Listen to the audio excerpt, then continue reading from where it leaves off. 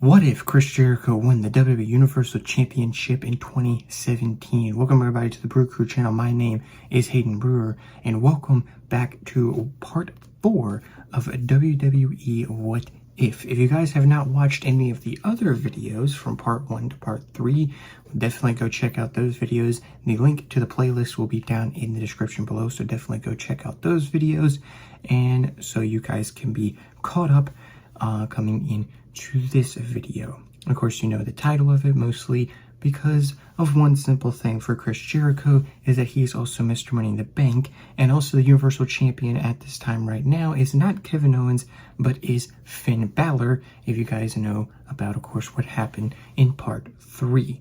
Now, with that out of the way, ladies and gentlemen, if you are new, make sure you guys subscribe and hit the notification bell for future upcoming videos on the channel, and of course, for this series as well.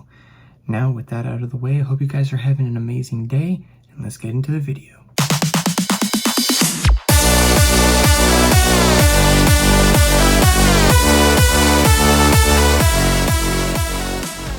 The first pay-per-view we're going to start off with is TLC 2016, the final pay-per-view for SmackDown in 2016, and another pay-per-view for SmackDown where I say completely just keep everything. From, of course, the main event TLC match between AJ and Dean for the WWE Championship, to the Carmella versus Nikki Bella, Rhino and Slayer defending against the Wyatt family, Bray Wyatt and Randy Orton, who do go on the win, Alexa Bliss and Becky Lynch, where Bliss does win, Corbin versus Kalisto in their chairs match, and yes, do keep the Dolph Ziggler and Miz ladder match. The only difference would be is that Dolph would actually go in as champion and would remain champion, as he would have a much longer title run in 2016 in this universe after winning the title back at No Mercy, of course, back in part 3.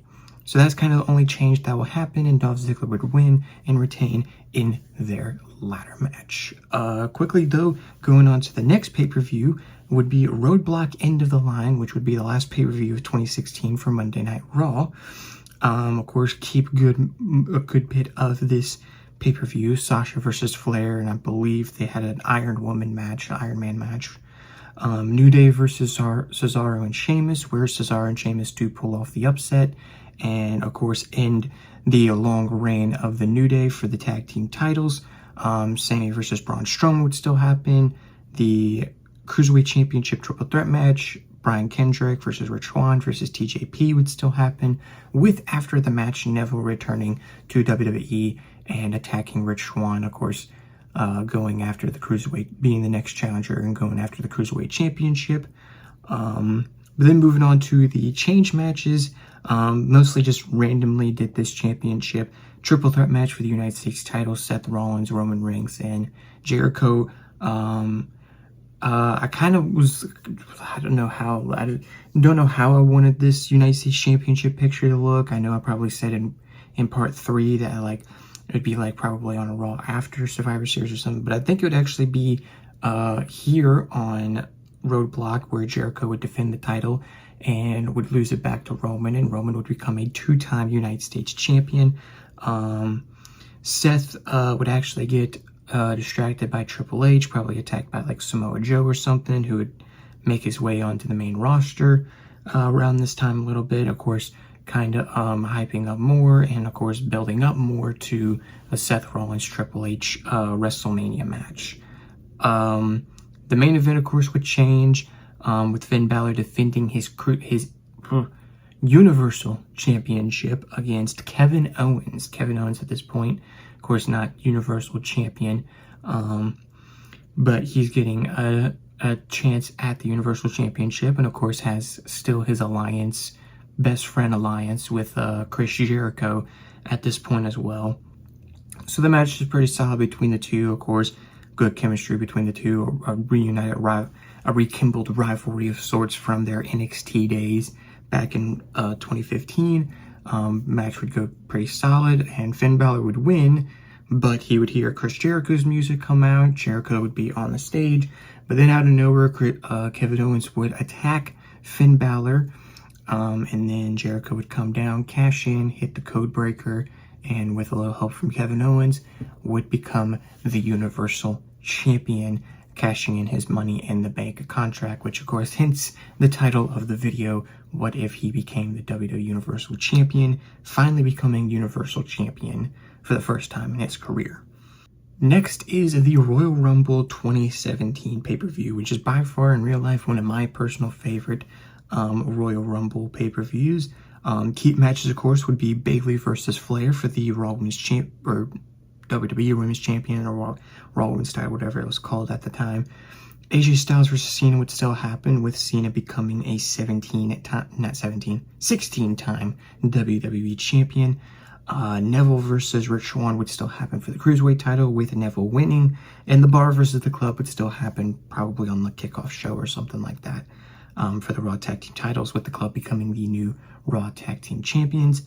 The only two change matches would be Finn versus Jericho, which would kind of be the same sort of stipulation like the Kevin Owens and Roman Reigns match in real life. Probably no disqualifications, but instead of Kevin Owens being in a shark cage, he would probably be like what Braun Strowman did. He'll probably do what Braun Strowman did in the real life match with Kevin and Roman, and kind of get involved and cost like Finn Balor, like how Braun Strowman did with Roman. But the match would be pretty good against the two. Some pretty good spots and OMG movements, of course, between the two. Finn Balor would be close to becoming a two-time Universal Champion, but sadly falls short with the help of Kevin Owens. And Jericho would retain and still be champion, of course, on the road to WrestleMania at this point. Now, the Rumble was kind of definitely a change that I had to do with, of course, Chris Jericho not being the final two, but a lot of stuff would still be the same. Like some moments would still happen with, of course, Brock Lesnar would still be in it and have that crazy moment with Enzo Amore. Of course, Goldberg would come out face to face. He would eliminate Lesnar, and then Undertaker would come out, and Undertaker would eliminate Goldberg, and then Roman Reigns would still come out at number 30. Of course, at this point, he's the United States Champion. But he does end up eliminating The Undertaker, which does still set up their WrestleMania 33 match, WrestleMania 33 main event match down the line. So that still does happen in this Rumble. And the Final Four does kind of change, Final Five or whatever sort of changes. I would actually have Seth Rollins in this Royal Rumble, and actually Samoa Joe as well. And maybe somehow Triple H would get involved and would actually help Samoa Joe. Samoa Joe kind of aligned himself with Triple H a little bit here to help, but it kind of just escalate, or of course make it more interesting for the rivalry going in to WrestleMania, because of course it kind of has to be different since Seth Rollins didn't get injured and didn't miss WrestleMania 32, so definitely trying to figure out some sort of way to still make the match happen in this universe, because it still would be a big time match for WrestleMania 33. The Final Four really probably would be Bray Wyatt, Randy Orton, and Roman Reigns like it was in real life, but instead of like, I don't know who else was in the Final Four, but like Kevin Owens would be a part of it. Wyatt and Orton would actually be eliminated. Power just flashed there. So sorry about that. Power just flickered. Almost lost power. But no, so Orton and Bray would be eliminated and come down to Roman versus Roman and Kevin Owens. Roman looking to win the Rumble and make the Rumble winner go back to back. And of course, remember, Dean Ambrose won the Rumble, but he won the Rumble as Intercontinental Champion. Roman looking to go and win the Royal Rumble as United States Champion, but of course he falls short, and Kevin Owens would actually win the Royal Rumble. So it would make it a little bit interesting of who he would choose. Is he going to choose his best friend, or is he going to go to SmackDown and challenge like for John Cena or for whoever becomes the WWE Champion? So the final SmackDown pay-per-view before WrestleMania, Elimination Chamber 2017, and again, keep everything. I am worried my power is about to go out. Keep everything. Especially the main event, Elimination Chamber match. Cena, of course, would defend against AJ Styles, Bray Wyatt, Baron Corbin, The Miz, and Dean Ambrose, who would be actually at this time Intercontinental Champion. So he would actually, or was Miz Intercontinental Champion? Okay, no, No, I think he won the Intercontinental Championship. I think he won it after. I can't remember. But Dean, I do want to go ahead and say, Dean does win the Intercontinental Championship going into WrestleMania 33 after defeating Dolph Ziggler on like a SmackDown or something. So he would still win the Intercontinental Championship around this point like he did in real life. But Bray Wyatt would still win this Elimination Chamber, and of course tension would rise in the Wyatt family with Luke Harper and Randy Orton, and of course the two would go at it. And kind of on the road to WrestleMania, there would still be sort of like a battle royal thing that would happen. The final two actually would be eliminated at the same time, which would actually be Styles and Orton instead of Styles and Harper like it was in real life. Styles and Randy would still have a big one-on-one match, and Randy Orton would win, becoming the #1 contender. And it would set up Bray versus Randy. Bray not really wanting Randy to face him because, of course, they're family. But it does lead into Randy Orton sort of betraying or sort of turning back to a babyface or something or whatever. Why does it look like my freaking room is dimmer with these lights? Oh, it's because when my lights went out, that's why. So sorry if my room is a little bit dimmer as one of my lights went out. That's why my power was looking really weird. Anyway, so yes, Randy and Bray would still set up. Are you off or on? What are you doing? I don't know. I'm sorry for the lighting. Anyway, moving on for Raw's final pay-per-view before WrestleMania, Fastlane 2017. Keep matches. Roman versus Strowman would still be a keep match. The only change would be Roman would defend the United States title, and Strowman would actually win this match instead of Roman. Maybe Undertaker would get involved, hyping up more of their match, getting involved and costing him the chance of retaining his United States Championship, and Strowman would become United States Champion and would win his first singles title way before 2019, which I'm pretty sure is when he won his first singles title, but he would win and become the United States Champion. The Club versus Enzo and Cass would still happen for the Raw Tag titles, Neville versus Jack Gallagher for the Cruiserweight title, and the Nia Jax versus Sasha Banks match would also still happen. The first kind of change match is sort of a keep match, but I have a little bit of a change to it. Charlotte versus Bayley. Charlotte would actually still be champion, and Bayley would actually not win against Charlotte on like a random Monday Night Raw episode or something. But Charlotte would win this match and retain, and would actually be going in as champion in that women's Fatal 4 match that would still happen at WrestleMania. So that would still happen. Samoa Joe versus Seth Rollins would happen before their payback match. Actually, after WrestleMania 33, they would have a match before WrestleMania at this Fastlane pay-per-view. Triple H would probably try to get involved and try to help Samoa Joe, but Seth Rollins would win this match and get momentum sort of going into the match against Triple H. So still let them have a match, but I do want to go ahead and say before, because it will actually be in part 5, they would still have a match at Payback. The main event was kind of interesting because I tried to think of something to do, and I think the interesting way was to have Jericho defend against Sami Zayn. Now, leading up to Fastlane, let's say it's actually Kevin Owens who does the Festival of Friendship or something. Or maybe Jericho still does it, but it's Jericho who ends up putting Kevin Owens' name on the list, and he attacks him and sort of betrays him on the road to WrestleMania, because at this point, maybe Kevin Owens said like, hey, I know, but I'm choosing you for WrestleMania.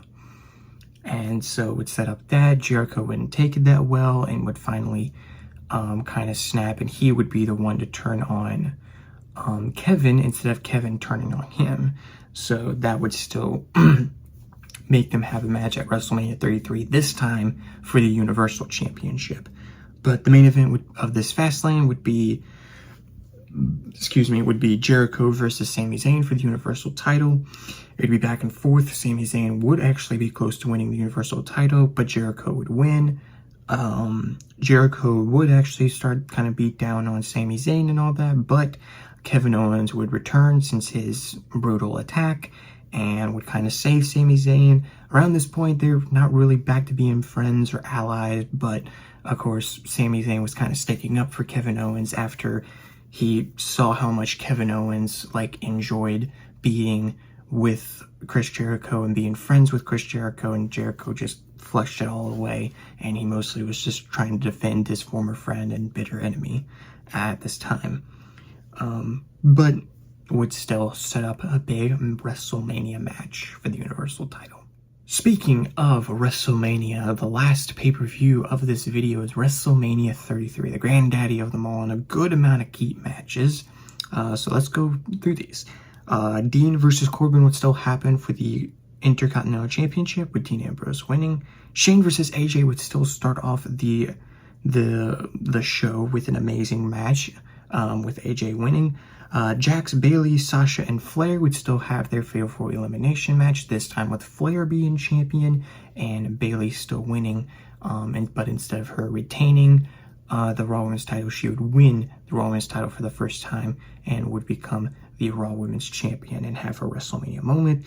The Fatal 4-Way Tag Team Ladder match with Enzo, Cass, The Bar, and The Club, with the returning Hardy Boys, Matt and Jeff, would return still in this universe and would still actually win the Raw Tag Team titles in this match as well.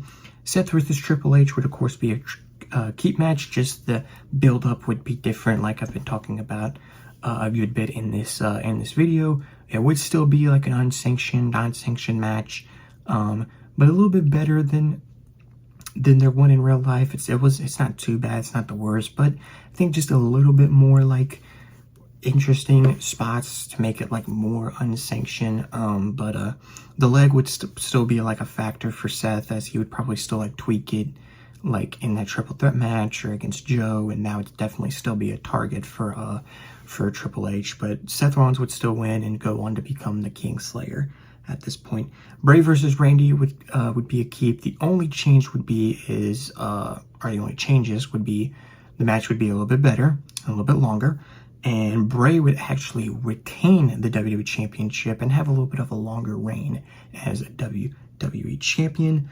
Brock versus Goldberg would still happen. The only change would be this would not be for the Universal Championship. It would just be one-on-one. So they would literally still have the same match, just without the Universal title on the line, and Brock Lesnar would still win. So that would still happen. Roman versus Undertaker would still happen, but it won't be the main event. It would actually probably be the co-main event. Probably still no disqualifications. And yes, sorry for you fans who are not Roman Reigns fans at this time, he would still win against the Undertaker, as it would still be a big accomplishment for him in his career. So he would still defeat Undertaker at WrestleMania. Moving on to change matches, is not a lot actually. So this is sort of a keep/change. Cena versus Miz. Now this was technically the mixed tag match with Cena and Nikki Bella versus the Miz and Maurice. But this time I think they would have a pretty good match, probably way much better than their WrestleMania 27 match, because they do have good chemistry with each other, and I think they would have had a really good match at WrestleMania. Nikki Bella and Maurice would probably be in both of their corners, and maybe, yes, Cena would still propose to Nikki Bella, but of course, us WWE fans know what happens after, so I don't want to go much into that. The other change match would be a triple threat match for the United States title. Braun Strowman defends against Samoa Joe and Finn Balor. So Finn Balor would actually have his first WrestleMania here at WrestleMania 33 and not at WrestleMania 34. And I was thinking of who I wanted to win this. Did I want Braun Strowman to retain? Did I want Samoa Joe to win? But I feel like Finn Balor, with the year he had as Universal Champion, I think he would have had an even bigger 2017. I think I would have him win the United States title, probably as the Demon King, Finn Balor, and become the United States Champion and win his first singles title before 2019 as well, like Braun Strowman. So yeah, the final match, the main event, probably what could have been the main event, what could have been one of the biggest matches in real life, Kevin Owens versus Chris Jericho for the Universal Championship.